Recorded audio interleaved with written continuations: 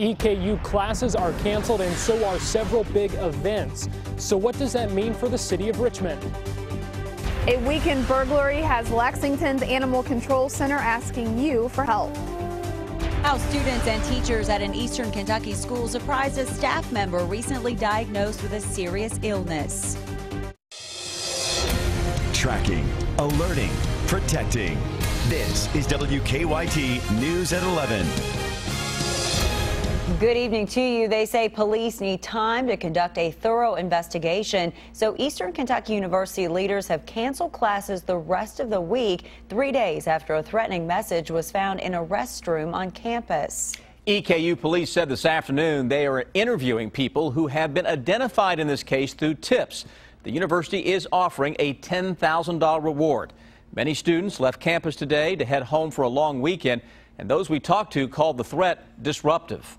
I just hope whoever did this knows that we are all very frustrated and you have made a lot of enemies on campus. EKU also canceled tonight's performance of Joseph and the Amazing Technicolor Dreamcoat at the EKU Center for the Arts. And tomorrow night's EKU football game against Tennessee Tech has been moved to Georgetown College. Those who already have tickets for the game will be allowed in, but seating is general admission.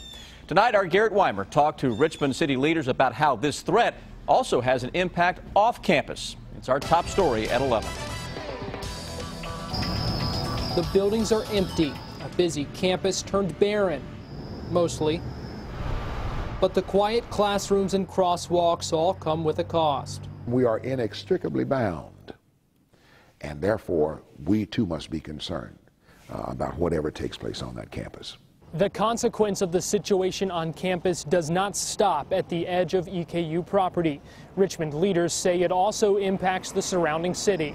Part of it is dollars and cents. City Commissioner Robert Blythe says the economy will feel the students being gone, as well as canceled or relocated events like the football game that bring in a lot of people and money. Those folks who would come into this city to be a part of those events will not be coming into the city. So I'm sure that's going to be felt by many aspects of our economy. But it's more than just the economics of it. Blythe says he's talked with his church congregation about the threat because it impacts the entire community. We've talked over the years about EKU Richmond EKU partnership. We're in this thing together. So what affects that campus, positively or negatively, affects this community, positively or negatively. Now it's an important time, he says, for everyone to look out for one another, on campus or off. In Richmond, Garrett Weimer, WKYT. EKU's fall break is on Monday and Tuesday. Students will return to classes on Wednesday. They are used to help animals in emergencies, but tonight Lexington Care and Control officials say burglars broke into 3 storage trailers and stole some expensive equipment, and they say this crime is a huge setback. As Monique Blair tells us, new at 11, investigators need your help tracking down the burglars.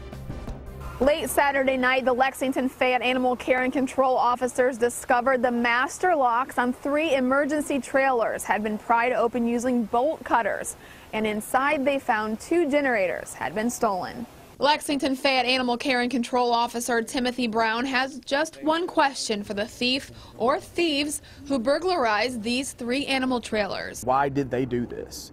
And that's a question that nobody can answer except for the ones who actually did it. The trailers are intended to provide assistance during emergency situations. And Officer Brown says on Tuesday, just a few days after the 2 generators were stolen, Animal Care and Control experienced a minor emergency. We really could have used those generators yesterday because we were without power for a couple of hours. With the power out Tuesday, Officer Brown says $1,000 worth of vaccinations was put at risk and hurt the agency's ability to provide the best care for the animals because there wasn't a generator. So now Officer Brown says he wants to know who is responsible. None of us really know the meaning behind why they did it, but a lot of the trailers have equipment, emergency equipment, so if we ever were to get called out, it has the equipment in there that could actually help us in any type of situation. Now, no suspects have been identified at this time, but if you have any information about this crime, you are asked to call the Lexington Fayette Animal Care and Control. In Lexington, Monique Blair, WKYT. The trailers that were broken into were federally and locally funded, and one of them was even donated. Tonight, we have learned 2 workers from Nicholasville-based R.J. Corman Railroad Group have died in the flooding in South Carolina. And the coroner identified them as 57-year-old Robert Vance of Lexington and 53-year-old Ricky McDonald of Chesapeake, Ohio. Investigators say early this morning, a truck carrying the 2 men and 3 other R.J. Corman employees went off a road that had been washed out by flooding near Columbia. The other 3 made it to safety. People in Nicholasville say news of the deaths hits hard in the tight-knit community. Obviously, our hearts go out to those families of those people, and it's just a terrible thing. You know, what can you say? I mean, it's just something, unfortunately, that happens. A spokesperson for R.J. Corman says the workers were among 95 people the company sent to the Carolinas to help Norfolk Southern repair rail lines damaged in the flooding. South Carolina leaders are still warning people in the state's low country to watch out for more flooding. They say it could be this weekend before the threat eases. South Carolina Senator Lindsey Graham said damage from the flooding could end up costing more than $1 billion. And the University of South Carolina announced today it is moving Saturday's home football game against LSU to Baton Rouge because of the flooding. Back here in the Bluegrass, it looks like a stretch of sunshine and warm temperatures will continue for at least one more day. Chief Meteorologist Chris Bailey has an early look at that forecast. Chris? Yeah, and Sam, as we roll our way into Thursday, basically all you got to do is look in the rearview mirror, because that's what's coming at us through the windshield into the day tomorrow as well. Almost a carbon copy of what we had out there today, and today was another winner of a weather day. Check out this beautiful sunset here in Lexington from the station, and right on cue, we see the birds right around sunset out here at the station. And overall, just a little bit of high cloud cover that continues to stream on into town with some clear skies out there tonight. Winds that are calming down a little bit for the trip into work and school tomorrow morning. Patchy fog is a possibility. That hour-by-hour fog forecast in the morning with visibilities that could be down to a couple or 3 miles. Quickly, though, that fog burns away by the time we hit noon. We go through what's going on with Defender now. It's high pressure across the region. Some clouds to our west, guys. An indication of big changes that are lurking with a cold front that is across the Dakotas as of now. That'll be right on top of Kentucky as we go into your Friday. So we get one more good day, then showers and thunderstorms kick back into high gear right on cue for another Friday. This would be 4 Fridays in a row with rain across central and eastern Kentucky. Guys, coming up in 10 minutes, I've got a new hour by hour with an updated timeline for the rains in and out of town. That's in a few minutes. This year, nearly 3,300 women in Kentucky will be diagnosed with breast cancer. The diagnosis is frightening, but having a support system is key. Today, a Knott County school employee found she has an entire school and her students with her in the fight. Her special pink surprise is the focus of tonight's Talk Pink. With the school day winding down at Emelina Elementary in Knott County, there's something sneaky going on.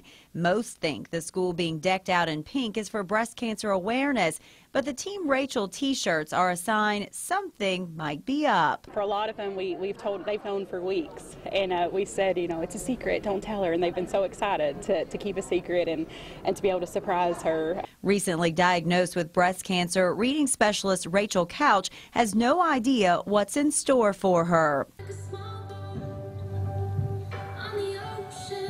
Sitting front and center, Rachel watches as it happens, a flash mob dance involving each and every student at her school. It's a fun reminder to a beloved teacher that she is not alone as she faces surgery. That's our hope, is to remind her that we're here and that we love her and that, you know, she's got a big support group behind her.